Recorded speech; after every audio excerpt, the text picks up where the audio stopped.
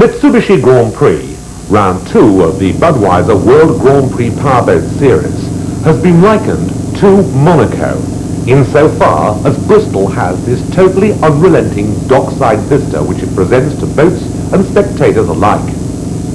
After the first round of the World Series in Spain, the points position looks like this. And remember, these are half points for a Grand Prix which did not run its full length. And Bill Seabold from the United States currently leading the World Championship. In the background, the Nordica Burgess of the 84 and 85 World Champion John Hill.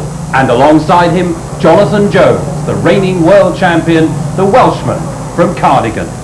This year saw the return of 1984 winner American Bill Seabold, partnered by his son Mike. But the introduction of new high-tech safety equipment into these Grand Prix boats caused some incredible qualifying and some strong opinions afterwards. They're putting safety cells in the boats. It's making the boats handle totally different. They're not moving stuff around. They're not going out and doing enough testing. They're just thinking they can put a safety cell in and, you know, they suddenly become Superman. They can't be hurt. And I just hope that what happened to Guido isn't an instant thing that everybody says, well, look at Guido. He got away with it, no problem. Had the worst accident I've ever seen, and somebody walked away from it. And I just hope that they look at it on the light. I don't want that to happen to me, because if they look at it, well, now we're totally invincible. We're all going to be in big trouble. There's no question about it. And I just think that, you know, the standard of driving has got to get back. And people have got to start thinking. And the safety cell is there to protect us, not for us to go out and be protected by being total lunatics. And I think that way, you know, I think yesterday it's got to have shaken a few drivers up. I think the day will be okay. First to go on Saturday was Mike Zapparelli, who hooked and ran up the wall, thankfully completely unhurt. But that wasn't the end of the excitement. Thrills came thick and fast, and so did the cost as far as the constructors, the owners and the drivers were concerned. On the restart of the Group A qualifying heat, the former world champion John Hill veered sharply off the course and returned, missing the wall by some 3 inches. The other boats made their way round him, and Hill had survived the Bristol walls again. Then Group B went out to qualify, and American Mike Seabold showed them the way with a 1.03 lap, 101 miles per hour. It was a Pyrrhic victory, however. Shortly afterwards, again a huge accident, from which he too fortunately escaped unhurt. There was little doubt in anyone's minds after these accidents, including the Italian Guido Cappellini, that the introduction of the safety cell and the carbon fibre monocoque, along with a full racing harness, had certainly protected at least 2 drivers from potentially fatal accidents. Mike Seabold stood up in the rescue boat, a lucky driver indeed. Bill Seabold had seen it all before. His opinions, therefore, had to be valid as to the dangers of Bristol and the team's hopes, and whether Mike would be racing later in the championship. Mike has his Bud Light boat at home, and he's prepared to go to Augusta. He's feeling good this morning. He's a little sore. Getting the safety cell. Had mixed emotions about racing or didn't show it. Neither, for that matter, did Michael Werner, who only luckily escaped in the last Grand Prix for an accident, while current world champion Jonathan Jones was calm before the start. This is how we saw the grid and the race that followed. Pole position falling to the young American driver Don Johnson in the bright orange Arcadian Burgess. Second, Bill Seabold, here to retake the crown after a 2-year absence. Third up, Jonathan Jones, the reigning world champion in the brand new Burgess hull. The 1981 world champion Tony Williams returns to the series with a 1986 Burgess. He always goes well, while John Hill, who lost the championship last year, pins high hopes on Bristol. Italian Fabrizio Bocca in the Patanina Dutch Velden hull in number 57. And then Steve Curtin returning to the World Series, also in a Velden hull for Mitsubishi Motors. 8th fastest and set in a Florentine marble Burgess, John Nichols from the United States. And running as number 8, qualifying as number 9, Michael Werner, the 82-83 champion from West Germany. The rest of the boats making up the 14-boat grid with Michel Roos from France, Hermann Gruber from West Germany, 3 more British drivers, Mark Wilson, Dean Stallard and Anthony Hiscock, and the crowd's clamouring over the barriers here in England and the Bristol docks for this very, very famous race. And so, as the boats come up to the start pontoon, just stay with us for a while we have a short break and come back to the start of the Mitsubishi Grand Prix. It could be the best. Back to Bristol here in Great Britain for the second round of the Budweiser World Grand Prix Powerboat Series, the Mitsubishi Grand Prix. We wait before they go to the green any second now, and they'll be away. They burst into life and streak away down the course for lap one. And it looks as if Bill Seabold has pulled into the lead, but a superb start there by Tony Williams, and here they come round the first turn. And into the right-hander there, Bill Seabold, then Don Johnston, then Tony Williams, and look at the way they're flying across the water. Absolutely on the limit, these two, and you can see them rising up on the plane there, finding it very difficult to trim the boat out even now at this very early stage.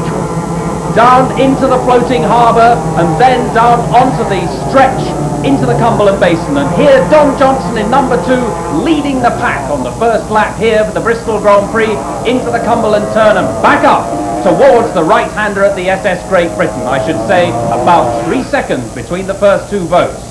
Yes, Johnson with a substantial lead on Seabold at the moment, which he has every intention obviously of increasing as a result of this immense pace that he's maintaining all the way down, while of course the water remains reasonably smooth.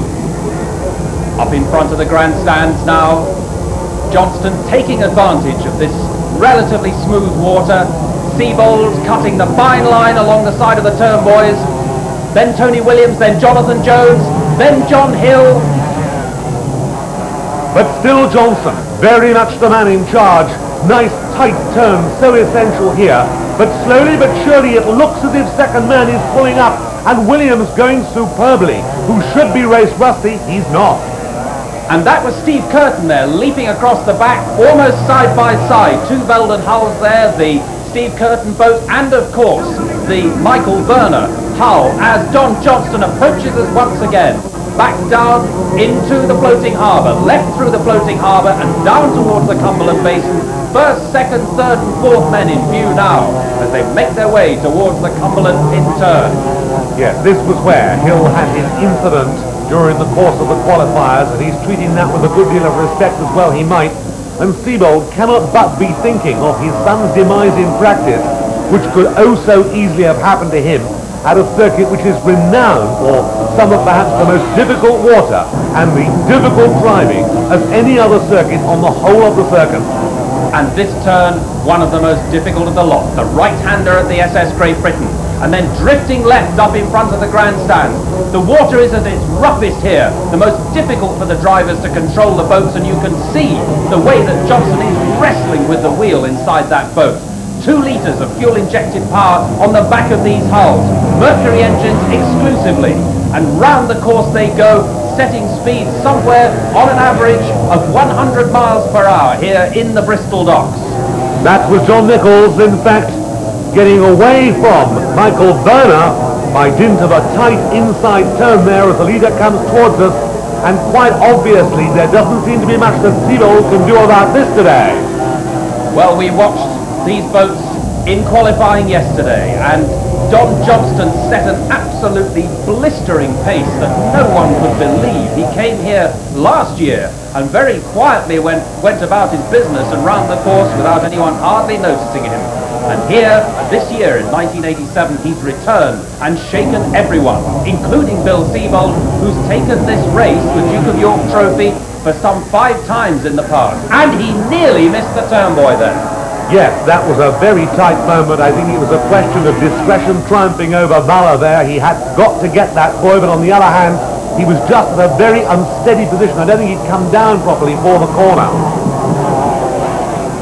Tony Williams on the right of your picture, trying to get past Herman Gruber in the Nordica Burgess, who is actually a back marker. He started late in the race, and Jonathan Jones there in the number 1 BT roller truck Burgess just edging up round the inside. He's chasing Tony Williams at the moment, trying to catch that 3rd place, and Herman Gruber doesn't seem particularly happy about letting him pass, but he's made it. into the right-hander at Weatherby. Back down the course, here they come. No quarter asked, none given, a tremendous battle as the leader now has to contend with slower craft to find his way past, and this is perhaps one of the most difficult things here at Bristol, where not only do you have someone else on your line, but you've got to actually take the rough water as well.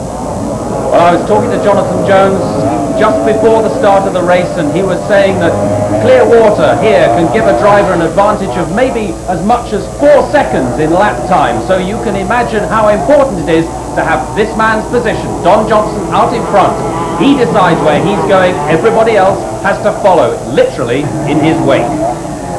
Looking superb, sounding superb, the number 2 Arcadian craft then, very much in charge of the situation, getting it up on the plane, and they're going much wider. Is Seabold using that much more water, that much more distance, and losing a little bit of ground as a result of it. The rest of the pack coming up, John Hill there with Steve Curtin challenging him in number 5. That Belden Hull going very well. I know that Curtin had some reservations about it in the Spanish Grand Prix, but there you can see he's challenging John Hill. These two used to run neck and neck a couple of years ago, and now Curtin making a big comeback here in the World Series, and John Hill desperate to gain some World Championship points and not find himself in the position that he was in last year of not having enough and losing out at the end of the year. So, still right on the plane there, almost totally airborne for a moment or two.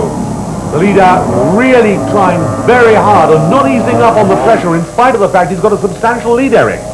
Well, certainly with Bill Seabold behind him there, but he very nearly clipped that turn boy again. As Mark Wilson returns back up the course, he doesn't seem to be happy here this year at Bristol, and yet it's a course he's normally quite content to race on. He's taking it very steady indeed, and I wonder if something has either happened to him or his engine. 8 laps completed out of 24, 1/3 distance, and in the lead, number 2 American Don Johnson for number 7, Bill Seabold in 2nd place. 3, Tony Williams 3rd, 1, Jonathan Jones 4th, 52, John Hill 5th, 8, Michael Berner 6th, 27, John Nichols 7th, 57, Fabrizio Bocca 8th, and 9th, Mark Wilson. And so that's how the positions stand as we enter the centre part of the race, the middle section. Probably the toughest time when all the position sorting goes on and the mechanical parts either prove themselves or eventually give up. Jonathan Jones bouncing his way up the centre of the course there, desperately attacking Tony Williams' place. Williams having a magnificent drive here at Bristol. He had a superb qualifying session holding off Jonathan Jones, and now Jones is trailing him in the Grand Prix itself. Meanwhile, Johnson under tremendous pressure up ahead, and he knows that Seabold is trying to close the gap. He's already had his moments, and he's got another one here. He's all but missed. He has missed that boy. He goes round through 360 degrees, and he's caught. The lead changes. The lead changes, and it's Seabold who falls into the lead. That triumph of experience over impetuosity sees Seabold streaking down in the lead. And Seabold through the right-hander, floating wide as Johnson shadowing every move that Seabold makes, and the crowd are cheering. They're hanging over the barriers. They come here year after year to watch this man demonstrate exactly how to run the race itself. And Seabold has said in the past, he drives scared at Bristol, but he puts on a fantastic show as Johnson desperately tried to catch up there, literally drifts the boat through the pit turn. Close to the wall, bouncing over the water as they're up on the plane there, in spite of the fact now that there's disturbed water all around them, and you can see the physical strain here on the body and the boat. Well, it really is a tremendous race here at Bristol this year. You can see Seabold in the foreground, Johnson just behind. The engines on the back of the boats can be angled by the driver. They can trim them out or trim them in, and as Seabold approaches this turn, he will trim the engine in. It sits the boat into the turn, round the turn just as if it was on railway lines, and up behind him comes Don Johnson trimming his engine out to gain the maximum amount of lift for the boat into the oncoming wind flow. Seabold through the SS Great Britain, back up in front of the pits, and people are really beginning to sense that a major victory is in hand here for Seabold, as a desperate Don Johnson fights his way up in front of the crowds to try and catch up with Bill Seabold. And something has gone wrong for Seabold. He bangs his fist down on the wheel, and the engine's definitely sounding off there, although he's maintaining some speed. Yes, Seabold has a problem. What that problem is, I don't know, but there's definitely one there. He is unhappy. The advantage that he hoped to pull out at this stage of the race, the pressure that he hoped to apply at this stage of the race, is going to prove more difficult than he expected, with Johnson now right behind him, pressuring all the way. We've got a retirement. That's Herman Gruber, I think. Here comes Johnson, and he's past Seabold. Seabold has slowed right down. So now Johnson has taken the lead again here in Bristol. Meanwhile, Bill Seabold looks to me to be destined for retirement. Well, what a massive disappointment for him, and of course for the Budweiser team this weekend. Losing Mike out in qualifying, and then Bill having to retire, or seemingly having to retire, and Jonathan Jones, of course, now moving up into second place. The reigning world champion now trying conclusions with the Bristol water once again, and with the American opposition in the shape of Don Johnson, who has dominated this race in the early stages. Saw his lead fall to Seabold, but has now got it back again, and Jones trying, literally teetering on the edge of disaster as only he knows how. And Jones has missed the turn boy at the pit turn. He too has had the same problem as Don Johnson. He does a full 180 and back round the turn, back onto the course again. But for both these drivers, this is very bad news indeed, because they contravene the rules of the sport. It means they will both be docked a lap, almost certainly, which changes the whole complexion of this race.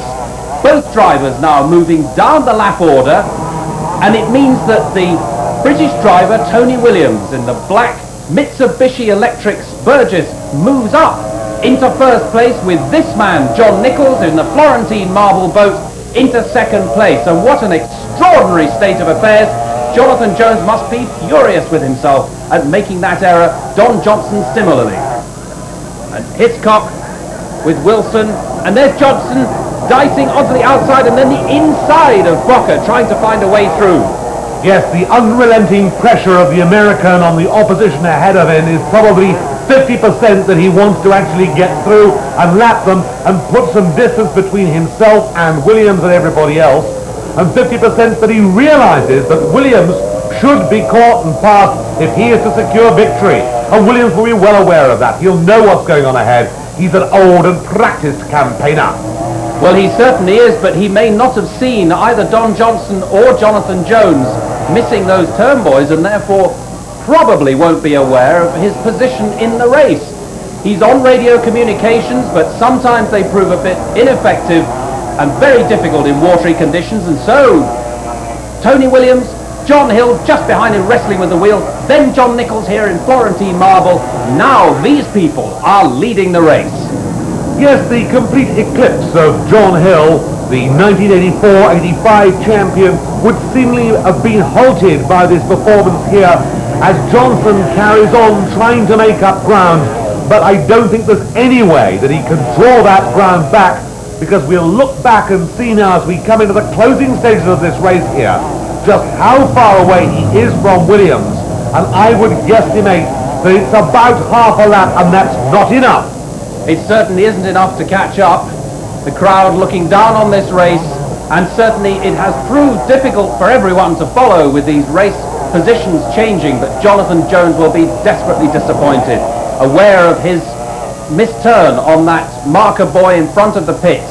Back down the course, Michel Roos just ahead here of Tony Williams, and Williams certainly maintaining the pace, because all these drivers know that the positions are never finally calculated until that checkered flag drops.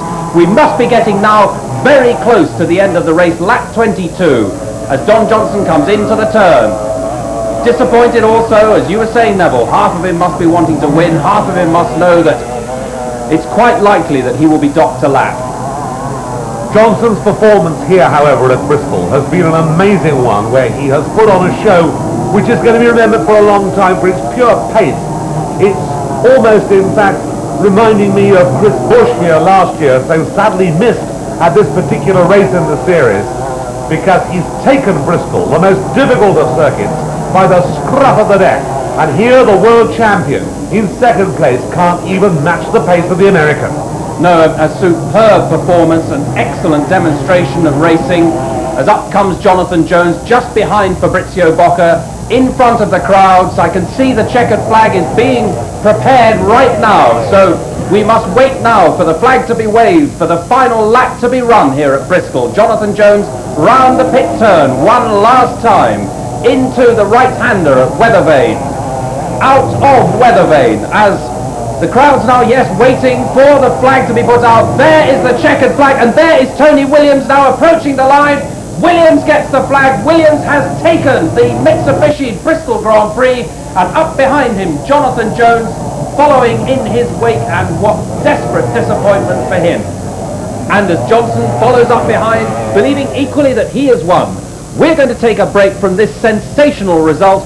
Don't go away, join us for the official results and the prize winning right after the break.